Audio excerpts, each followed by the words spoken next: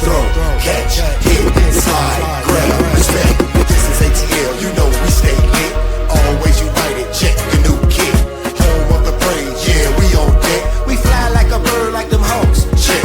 Soaring through the city, rise up, dirty birds. All we do is win, losing's a dirty word. Selling out them seats, the city is on blast. Gotta get your tickets cause they selling out fast. Good afternoon, everyone. This is Chris around the ATL. What's going on a Sunday? It's February 15th as I check my clock. And tonight we're talking Atlanta Falcons football. It's been a while since I've delved into some of the other Atlanta sports as I usually would here on Around the ATL. But tonight, talking specifically about the Atlanta Falcons for a brief moment.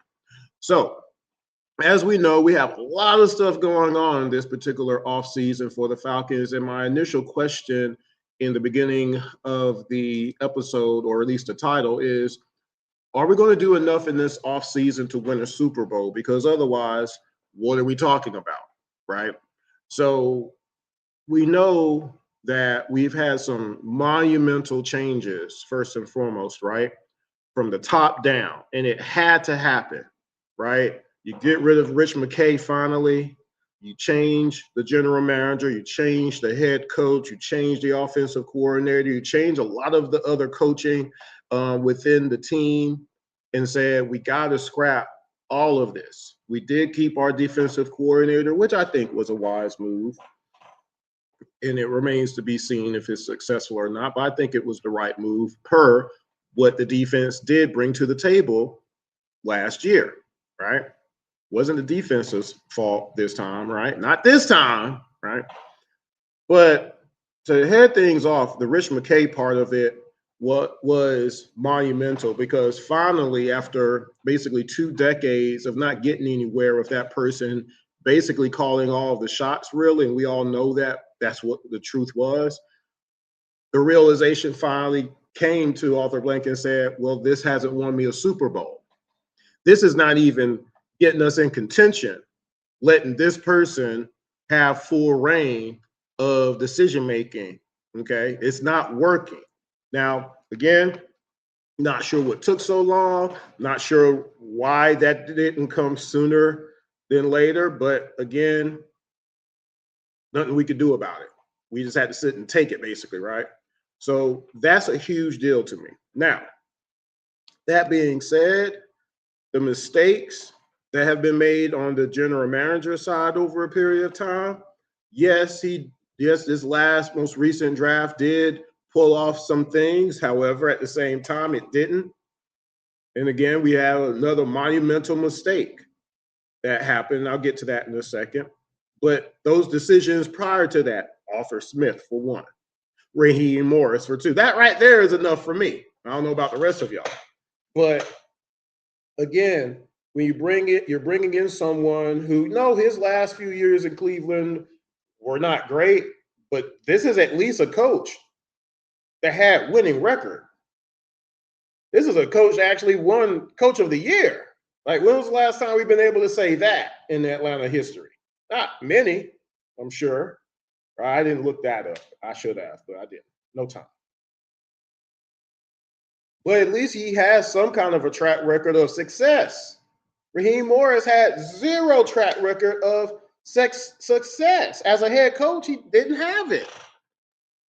It's just not something that the Falcons do. Go and get a head coach that actually won somewhere else first, and then bring that coach over here. We have to hope we get fortunate with a coordinator every single time.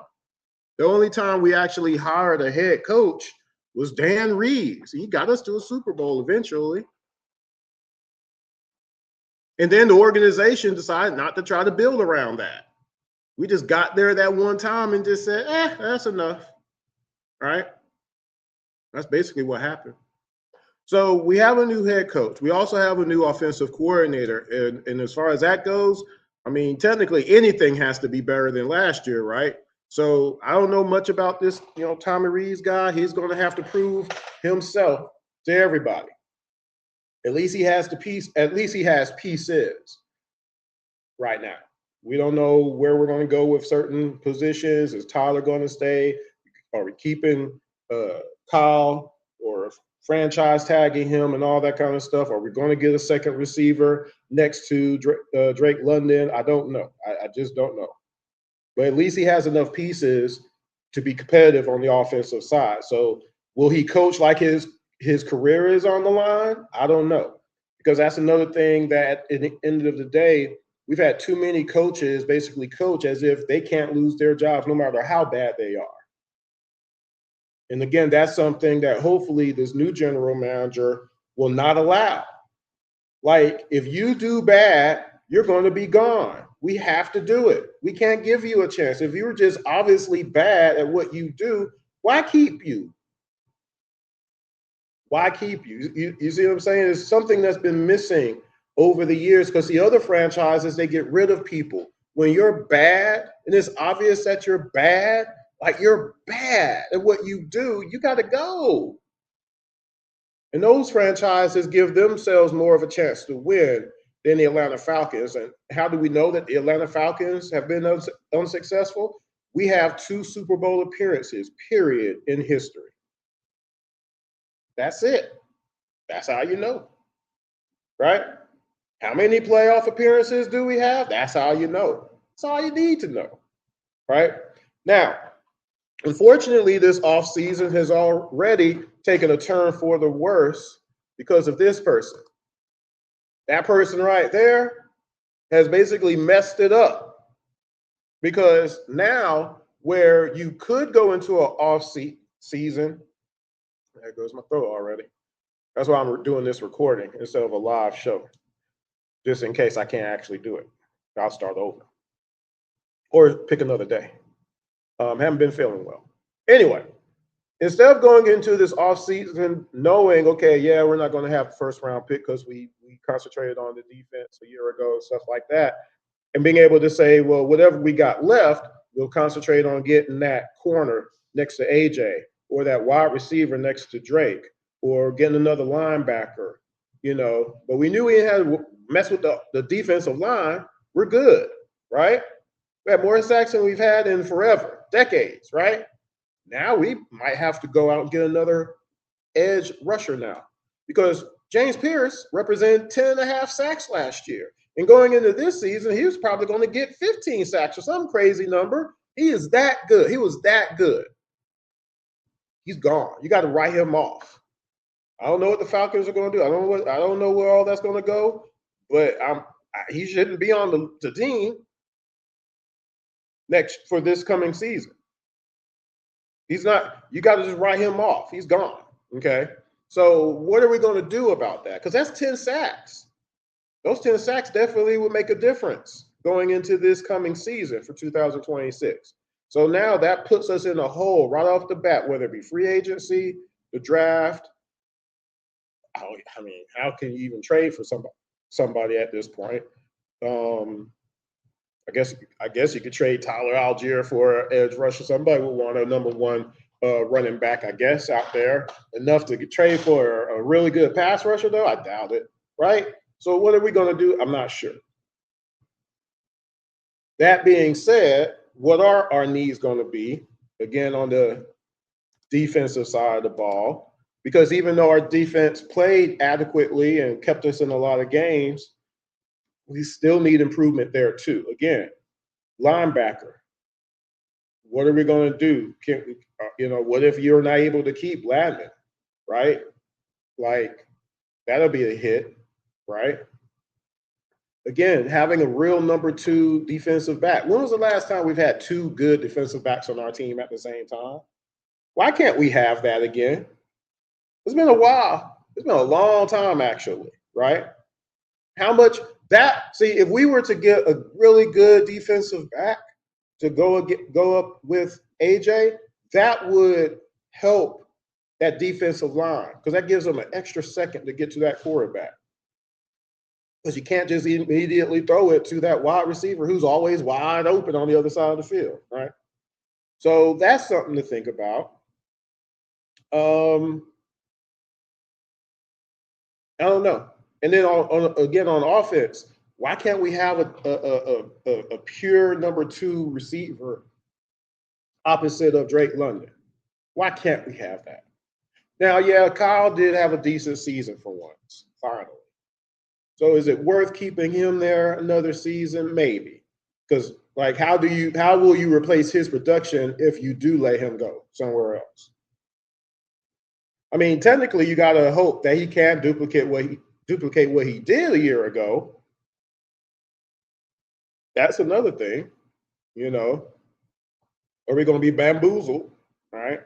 Kind of depends on who is the quarterback at the beginning of the season. Are we holding off, Penix until he's, completely healthy, he's clear and everything? Are you going to give him a couple of weeks to get back under center type of a deal? Who is going to be here? It don't look like it's going to be Kurt.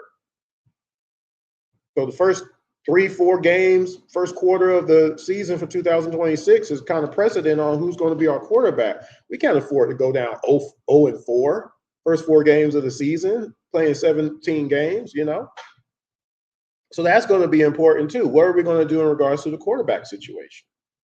Will Penix be healthy? And then will he be ready? As the new head coach is talking, he feels like he's the guy. He's going to be there for him and all this kind of jibber jabber. Right? So we'll see.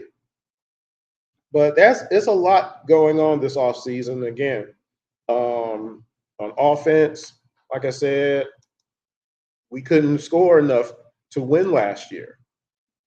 But see, part of that also was our former head coach deciding, you saw that our kicker couldn't kick last year and we lost games that would have gotten us to the playoffs a year ago, by the way.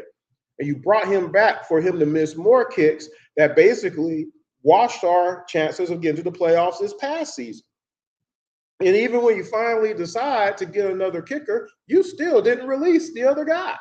It took you forever to do that. It was just a bad look as a leader. You can't make decisions. Can't call timeouts either, right? Just stuff. He's a bad coach. He's a bad head coach. There's nothing he's done positive as a head coach. And we just going to keep putting him out there. We were just going to keep putting him out there. I was really afraid because of how we ended the season. We would really rehire him again or keep him here and give him another year to ruin us. I really thought that was going to happen no matter what. But I was wrong. Blank finally said enough is enough. Foolery has to end. But again, this offseason, the draft is how long? It's February right now. So we still got another month and a half or so before the draft, right? So, what's going to fix this offseason because of the James Pierce situation? I don't know. Again, that whole situation is bad. It's a nightmare for the fact that the school let you know what the red flags were. And we did it anyway. So it was just on the doorstep. It's on the doorstep, and you got people mad at me talking about when I said, well he should have had. Where's his people at? Where like you are a franchise that on purpose made that decision to get him anyway. That's your responsibility now to keep him out of trouble. To keep him out of trouble. I'm gonna say one more, to keep him, because he don't got no self-control, obviously. So you got to control someone like that. That's what it is. That is your investment. You're a professional sports franchise. That particular position, you need it. He proved himself on the field that he could play football. But he ain't proved himself off the field, which means you need to have somebody around him. You don't want to do that part of the job, then don't pick somebody like that then. Why do you take for granted that he's going to be able to be okay? Why would you risk that? You paying this man money. You signed him to a contract. That's your guy. For anybody to think that that's not how life works, I try not to say that you're stupid, but you're stupid. You see what I'm saying? You pick that person. You put him through the ringer, And he did enough to prove that it's worth the risk of drafting him. He convinced you of that. He passed all the tests, went through the background checks, went through the interviews. Oh, okay, cool. He bamboozled you. But why take it for granted that, you know what I'm saying? The minute the season was over, you should have had people, boom, where are you going? What's going on? How you doing? Yes, it's called a handler. Oh, a talent manager. Whatever you want to call it. Oh, he's a grown man. No, he ain't. Not apparently. Apparently he's not. Apparently he is not. Sorry, it don't work like that in the real world. Because guess what? If Blank had did that with Michael Vick years ago, Michael Vick would retire the Atlanta Falcons because he would never have did all that stuff with the dogs. It would have never been possible. Because the moment that was even hinted, that would have went straight to Arthur Blank.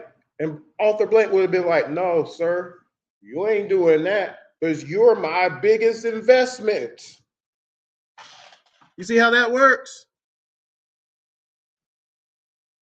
That's the responsibility of an owner. That's ownership. That's taking ownership right there. That's what you do. That's how you handle stuff like that. You get in between it and you nip it in the bud, like Barney Fife from Andy Griffin Show. Nip it in the bud. You put the best people around him to curb those influences. Keep him out of trouble. If he can't keep himself out of trouble, again, why take it for granted?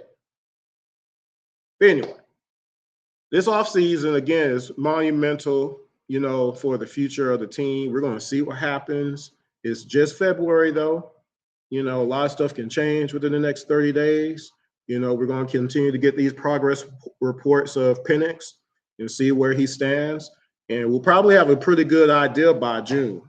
You know, is he going to be able to play at the beginning of the season? How far will he have to wait to be able to get under center?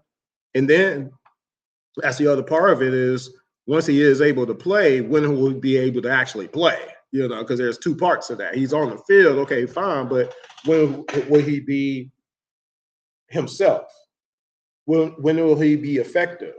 How many weeks will we have to kind of figure that out? So again, I think if he's healthy, get him in there as early as possible so he can get with the program as far as the new offense and all that stuff. So he's not coming in there week 6 and he ain't really playing until week 10. That's too late. Season's over. You see what I'm saying? And again, on defense, what are we going to do to replace James Pierce? I have no idea right now. This wasn't going to be an episode where I break down roster and stuff like that because there's this, you know, this is kind of dead period. But as we get closer to the draft, I'll start pulling up the roster and see what we got. You know, I'll look at that a little bit more closely. But just want to come on here and just kind of, you know, chat it up a little bit. Let me know what y'all think at the end of the day. Of course, make sure you subscribe to the IMTN Worldwide Radio YouTube channel as I get ready to try to get some episodes caught up. Make sure if you're a Hawks fan, Braves fan, whatever, UGA fan, Georgia Tech fan, make sure you tune in if you want to, you know, talk about all Atlanta sports. I'm going to start kind of covering everybody again as I usually would. Again, a lot of time has passed. I'm trying to get back on it. It's been real tough schedule-wise, but that's about to change, which is why I'm starting to come on here a little bit more often. Hopefully before the end of today, I might go ahead and do a Hawks episode real quick. It's the All-Star break currently, of course, for the Atlanta Hawks, who have 30 losses now that nobody's, you know, talking about. We're not winning. We're supposed to be winning. We were told, get rid of that player, we would win, and we have 30 losses now. We're 12 losses away from having as many losses as a year ago. I'm trying to figure that out. One thing, well, no, I'll save that. There's something else that I actually pulled up about the All-Star game. I'll talk about that in a little bit. But in the meantime, again, what are the Falcons going to do this offseason? Will it be enough to win the Super Bowl? Remains to be seen. We'll find out. In the meantime, I'll talk to y'all later. Y'all have a good one. Peace.